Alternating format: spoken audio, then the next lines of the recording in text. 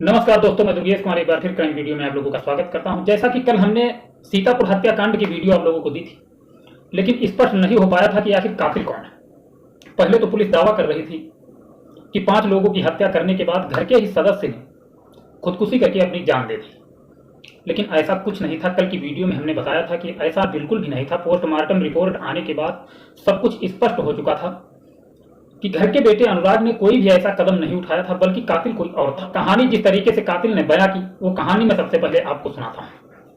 वो पहले सिर्फ एक कत्ल करना चाहता था, लेकिन एक कत्ल करने के दौरान घर में सो रहे दूसरे शख्स की नींद खुल गई, तो उसे दूसरे को भी मारना पड़ा।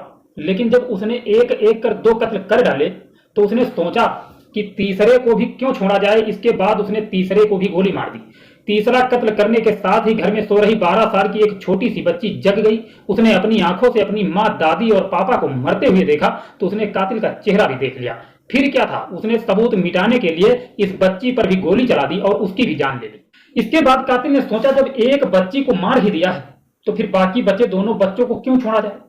फिर उसने बाकी के 2 बच्चों के सिर पर हथौड़े से वार करना शुरू कर दिया और आखिर में एक एक कर तीनों बच्चों को ऊपर ले जाकर छत से नीचे फेंक दिया।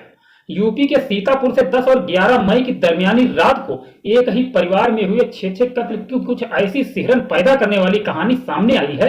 लेकिन इसी के साथ इस कत्ल के खुलासे से जुड़े एक ऐसे अजीबोगरीब इत्तेफाक का पता चला है जिस पर यकीन करना किसी के लिए भी मुश्किल हो सकता है। क्या आप यकीन करेंगे कि इस कत्ल का खुलासा एक ऐसी गोली से हुआ जिसे कातिल ने चलाया तो किसी और पर था, लेकिन वो गोली अपने टारगेट को हिट करने के बाद दूसरे शख्स के शरीर में जा घुसी। इसी गोली ने 6 कत्ल के इस पूरे मामले का खुलासा कर दिया। इस तरह कत्ल का खुलासा एक गोली के चलते हुआ जो चलाई किसी और पर गई थी, लेकिन मिली किसी और के शरीर। सीतापुर के गांव पल्लापुर में हुए इस वारदात को पहले मास मर्डर कम सुसाइड यानी सामूहिक हत्या के बाद खुदकुशी बताया गया था।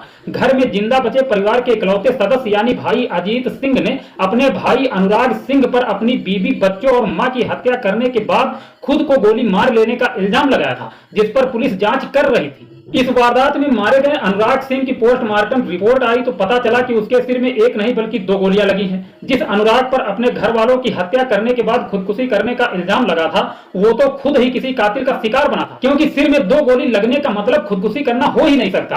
कोई भी इंसान एक एक कर अपने सिर में 2 गोली नहीं मार सकता। लेकिन अब सवाल उठता है कि यदि घर में घुसकर 6 लोगों की हत्या करने वाला अनुराग की मौत को सुसाइड ही दिखाना चाहता था, तो फिर उसने उसके सिर में 2 गोली क्यों मारी। इसका जवाब यह है कि कातिल ने गोली तो एक ही मारी थी, लेकिन दूसरी गोली गलती से लग गई। उसको इसका पता भी नहीं चला। इसी गलती से लगी गोली ने कत्ल का राज फांस कर दिया। पुलिस ने कत्ल के आरोपी को गिरफ्तार कर लिया है। यह कोई और नहीं बल्कि अनुराग का छोटा भाई अजीत है, जो वारदात के वक्त घर में मौजूद था। पुलिस की माने तो अजीत अपने पूरे परिवार की हत्या करने के बाद इसे अपने भाई की करतूत दिखाना चाहता था, इसलिए उसने उसके सिर में सिर्फ एक ही गोली मारी थी। लेकिन तकदीर का खेल देखिए कि उसने गोली किसी और पर मारी, लेकिन कहीं और लग गई। दरअसल उसने अपने भाई अनुराग की जिस 12 साल की बेटी को मारने के लिए उसके सिर में गोली मारी थी, वो गोली उसके गले में लगने के बाद आर पार निकल गई। वही गोली फिर से अजीत के भाई अनुराग के सिर में जा लगी, उसी के सिर में पैवस्त होकर रह गई, जो बाद में पोस्टमार्टम के दौरान रिकवर हुई। इसी दूसरी गोली ने यह राज खोला कि यह मामला 5 कत्ल के बाद सुसाइड का नहीं बल्कि यह 6 कत्ल का है।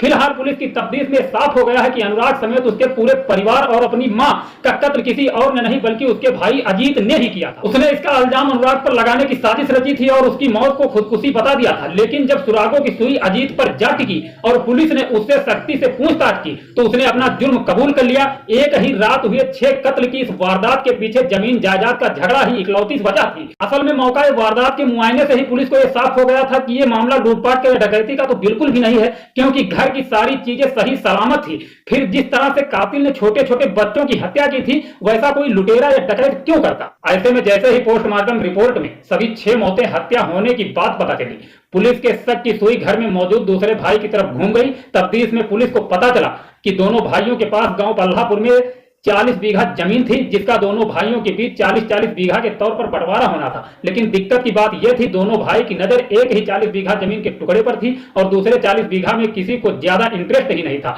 फिर दोनों भाइयों ने सरकार से करीब 30 लाख रुपए का लोन ले रखा था और इसको चुकाने का भार एक दूसरे पर डाल रहे थे, जिसे लेकर लड़ाई हुआ करती थी। यहाँ यह भी दिक्कत थी कि अनुराग की पत्नी प्रियंका दखल भी इस मामलों में कुछ ज्यादा ही देती थी। वो अपने पति का साथ देती थी और उसे अजीत के फैसलों के खिलाफ अड़े रहने को कहती थी, जिससे अजीत अपनी भाभी प्रियंका से कुछ ज्यादा ही नाराज था। वो उसका कत्ल करना चाहता था। 10 और 11 मई की रात को उसने भाभी के कत्ल की पूरी तैयारी कर ली थी। साजिश के मुताबिक उसने अपने बीवी बच्चों को लखनऊ के चिन्हट भेज दिया था, जहां उसका ससुराल है। उसकी ये योजना थी कि वो रात को पूरे परिवार के खाने में धोखे से नींद की गोलियां मिला देगा, जिससे सारे लोग गहरी नींद में सो जाए। इसके बाद वो अपनी भाभी को जान से मार देगा। लेकिन इत्तेफाक से उस रात अनुराग और प्रियंका अपने बच्चों के साथ बाहर से खाना खाकर आ गए। पूरे परिवार के खाने में नींद की गोलियां मिलाने का अजीत का प्लान फेल हो गया। लेकिन चूंकि वो पहले से तैयारी के लिए बैठा था, उसने तय किया था कि वो अपनी भाभी की हत्या हर हाल में करेगा। वारदात वाली रात अनुराग नीचे ग्राउंड फ्लोर पर सोया था, जबकि ऊपर की मंजिल पर अनुराग और अजीत की बुजुर्ग मां एक कमरे में सोई थी और दूसरे कमरे में अनुराग और प्रियंका 3 बच्चे साथ में सोए हुए थे। प्रियंका पहली मंजिल के बरामदे पर सोई थी। सभी गहरी नींद में सो रहे थे। वारदात वाली रात करीब 3 बजे अजीत ने पहले अपनी भाभी प्रियंका के सिर में एक गोली मारी और फिर उसके चेहरे पर हथौड़े से 2 वार किए। लेकिन इसी कत्ल के दौरान मां सावित्री देवी की नींद खुल गई और बेटे ने अपनी पोल खुलने से बचने के लिए अपनी मां के सिर पर हथौड़े से कई वार कर दिए और उनकी जान ले ली। उधर दूसरे कमरे में सो रहे बच्चों में 12 वर्ष की बच्ची आरना नींद से जग गई। इस बीच नीचे जाकर अजीत ने अपने भाई के सिर में एक गोली मार दी। तब घबराई बच्ची अपने पापा को ढूंढती हुई नीचे चली गई और बस यही जल्लाद चाचा ने उसके गले में भी एक गोली मार दी। यही गोली उसके गले को छेदती हुई आगे निकल गई और अनुराग के सिर में घुस गई। इसी दूसरी गोली ने पूरे मामले का राज खोल दिया। अजीत ने इसके बाद बाकी के 2 बच्चों की भी हत्या सिर में हथौड़ा मारकर और उन्हें नीचे फेंक कर दिया। इस सिलसिले को अंजाम देने में उसे करीब 1 घंटे का वक्त लगा, क्योंकि रात गहरी थी और घर के बाहर किसी को भी वहां मचे कत्ल ओगारात का पता ही नहीं था। तो फिर वो तसल्ली से पूरे सीन ऑफ क्राइम को अपने हिसाब से बिगाड़ने में लगा ताकि कोई उस पर शक न कर सके। उसने तमंचा खाट के नीचे फेंक दिया, भाभी की लाश के हाथ में हथौड़ा रख दिया। अपनी जानकारी के मुताबिक तो उसने भाई अनुराग को एक ही गोली मारी थी और वो भी दाई कनपटी में, ताकि वो उसकी मौत को खुदकुशी बता सके। लेकिन उसे पता ही नहीं था कि भाई के सिर में दूसरी गोली भी घुस चुकी है। रात को ही उसने अपने खून से सने कपड़े भी धो डाले और उन्हें छुपा, ताकि जब लोगों की नजर इस पर पड़े तो वो भी हाय तौबा मचाना शुरू कर दे। और उसने ऐसा ही किया।